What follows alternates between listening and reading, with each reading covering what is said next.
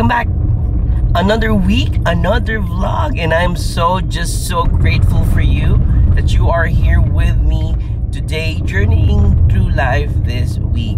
Pagpasensya nyo na yung boses ko, pagaling pa lang ako, pero I'm just so eager to really start this week with a blast, with the activities that we're gonna experience, and definitely with the grace and blessing that we're gonna also experience at the same time. So just stick around. I really hope you grab a blessing out of watching this video, and yeah, let's journey through life together.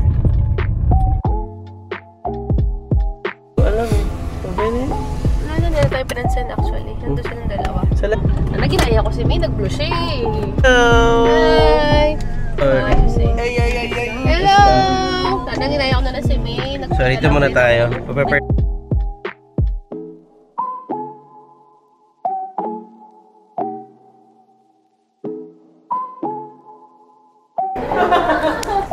Hello! Malayo kayo? Lapit lang.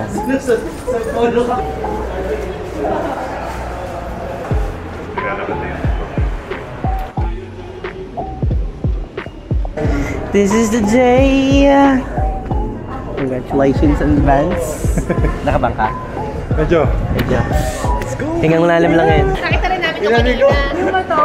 Bato na ako dyan sa... Galing, no? So, Tita Ninang, pinag-uusapan na namin kung paano yung reunion ng mga inaanak. Diba? Oh, pinag-uusapan na namin eh.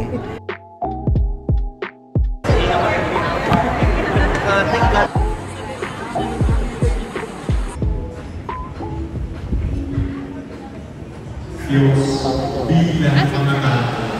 At sa natatamang paraan sa inyo, Diyos at faith, ang larawan at pag-ibig ng Diyos ay walang iba kundi ang pagmamahalan ninyo bilang mag-asawa. Sa tuwing pinapalama mo, Diyos, sa iyong pagmamahal kay faith, hindi mo lang pag-ibig ang bakong-bakong mo. Simula sa araw na ito, bawang-bawang mo rin ang pag-ibig ng Diyos para sa Kanya. At meron ka din faith. Sa tuwing pinapalama mo ang iyong pag-ibig kay Diyos, hindi lang pag-ibig ng isang tao ang iyong naladala, kundi bawang-bawang mo rin ang pag-ibig ng Diyos sa Kanya. Yan ang kahulugan ng pagpapaspas sa pag-isang bibig. Kayo ay nagiging larawan ng pag-ibig ng Diyos. Kamusta ka? Kaya pa? Sorry na naman tayo.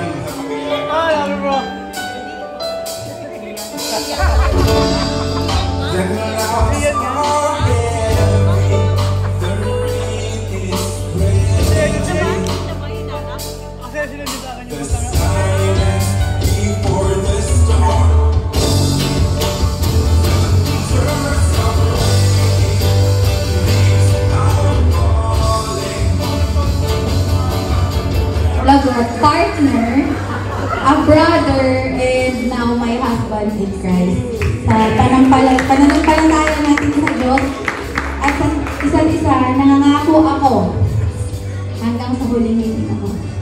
Makakakita kita ng buong puso, ng buong world.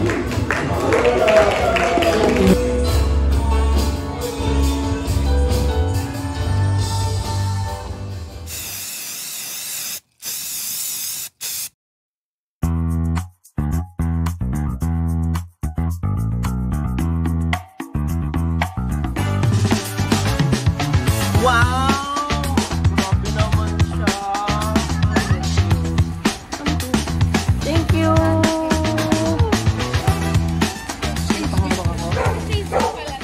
Ano yung mga bagay na nagpapatalon sa'yo sa buhay, na nagpapasaya sa'yo ng sobra-sobra, na you needed to really explode in happiness? Those are the things that I would love to talk about as we journey through life in this week. And I'm just so happy because you're here with me, to journey with me, and to just discover those, just like what we discovered a few days ago when we had a chance to witness a wedding of a lifetime. Isa sa mga pinagdadasal namin na matagal, and yet it was an amazing experience, an amazing opportunity to witness that kind of miracle. So much. Oh my god, my head is aching. Oh my god, what a day. I'm glad it's over. I'm glad it's almost done.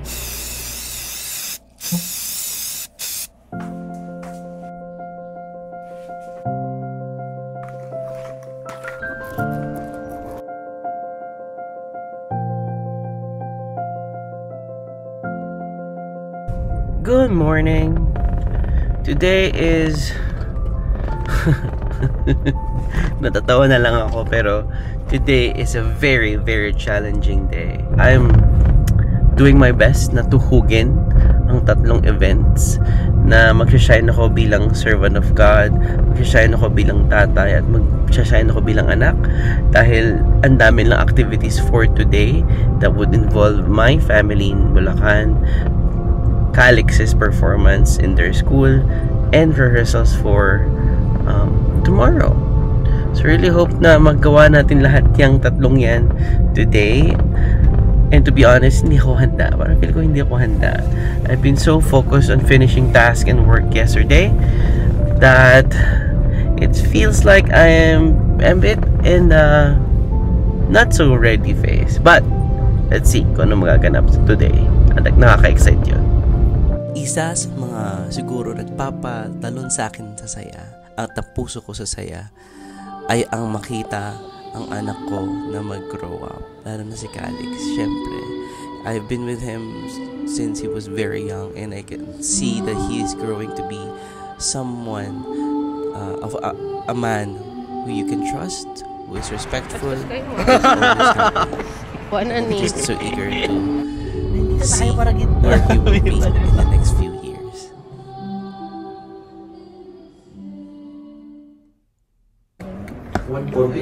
Hi! Annyeong! Isa pa sa mga nagpapatalon sa akin sa saya ay ang makita ang mga friends ko who have been part of my life for years already, and to have a reunion like this, it's so amazing. They're able to also serve with us sa aming feast. Power! Hi, ganda! Sino yun, oh? Ganda! Ano to? Tingnan, bibigyan kita ng clue. Si Wally to eh. Chicken. At chicken. May Bicol Express? Wala. Hello! Kain kami. Blue. Red. Blue. Red. Green. Blue. Red. Yellow. Part of the family that is growing, and spending time with them, laughing with them, playing games with them really makes my heart jump for joy.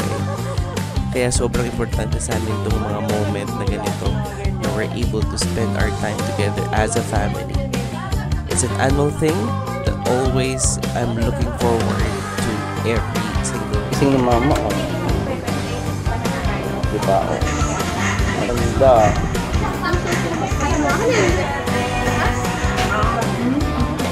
Meron din ibang kulay, baka wala ka. Ito yung brown.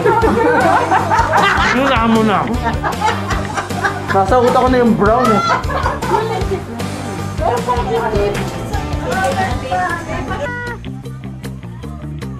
Saya-saya niya. Saya. 1, 2, 3, smile. Ano pa? 1, 2, 3, smile. Yay! Basag na. Wala na. Basag na. Thank you po.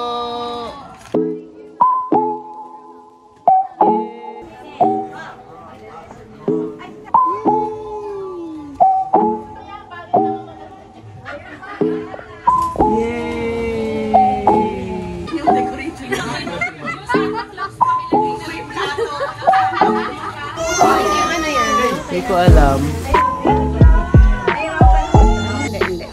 Nakita yung sarili niya. Nakita yung sarili niya eh. Ganda naman yes. Yay! Bigay mo kay Kim. Camera, hindi daw. Ayaw! Bili ka na lang ng ano siguro. Hindi nga umakot eh. 1, 2, 3.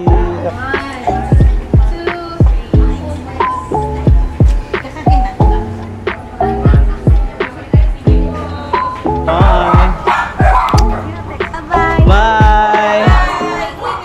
Bye! Bye-bye, Amber! Bye-bye! May nakaharang ata kami.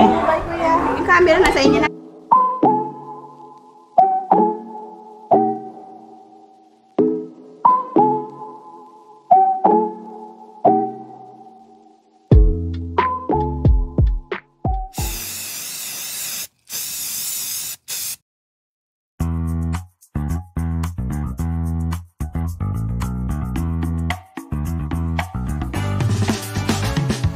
Ano ba ni Alex kahapon? Yung Christmas presentation. After yung Christmas presentation, tumawa kami rehearsal. Tapos namiretso kami kasi family Christmas party. Ako na yung kakal. Naputol talaga siya. Grabe yun. Ha? Kala mo donut. Bro, dito yung inyo ah. Uy! Meron na? Oo, nadala ko na yun. Uy! Totoo ba? Mga ano lang yung mga sizes lang na malaki na ang wala. Pero kung hindi makasabay sa inyo, ibang pagkakatake lang. Hindi pa nakalagay dyan. One of the things that probably surprised me na nagpapasaya sa akin ng sobra ay ang community that we have at the feast basically. Kasi yan sa mga iniiwasan ko before dahil I think we've been serving for quite a while already, pero nung we jump into the community, we are so blessed to be part of it, and serving with these people will always be blessed. But more than that, serving the one awesome true God is something that makes me leap for joy. Tulad ng homily nung Sunday na ito, it's about the baby John the Baptist inside Elizabeth leaping for joy when he heard Mary's hello. Feeling ko ganun din ako. Na pagrinig ko na Mother of my God would call my name. Even Jesus called my name, I would definitely for joy. Kasi pagkatingin, pakikita ni Maria. Oo, sa may ma. Natahulan lang naman kayo doon. Dapat gawin mo.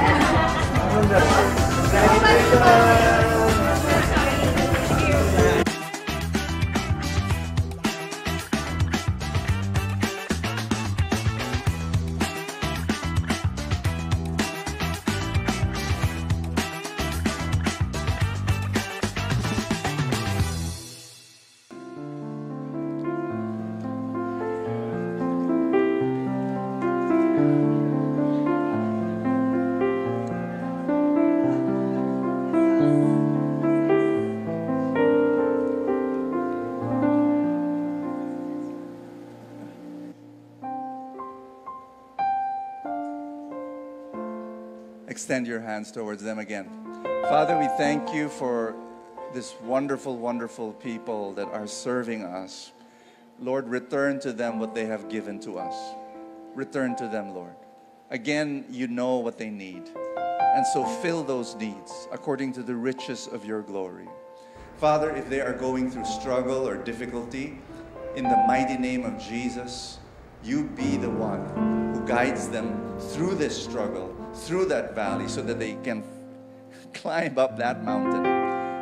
Thank you, Lord God, for answering this prayer. In Jesus' name we pray.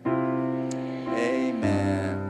Everybody in the audience, tell them, thank you for the love. Thank you. As Brother Bo mentioned a while ago, God wanted to make His dwelling among us. God tabernacled among us. God made His home among us.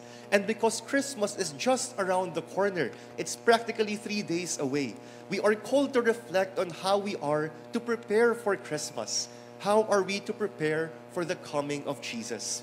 It's a beautiful reading, especially our gospel reading that we have this afternoon. The account of the visitation of Mary to her cousin Elizabeth. So if you would recall, just a few days ago, the gospel was about the Annunciation.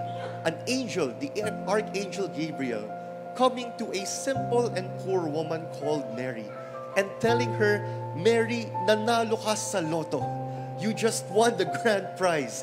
All of the Jewish women wanted what she was going to hear, that she would become the mother of the Son of God. Thank you so much. Bye! Sorry, full hand. Bye. First Christmas together ba? Oh my God, first Christmas! CCTV. Hi, CCTV. Tsaka hindi, nag-iisip pa kami ng post namin. Thank you so much. Super thank you. Okay. For the music team. Of course. May nag-flowers ka, Joanne.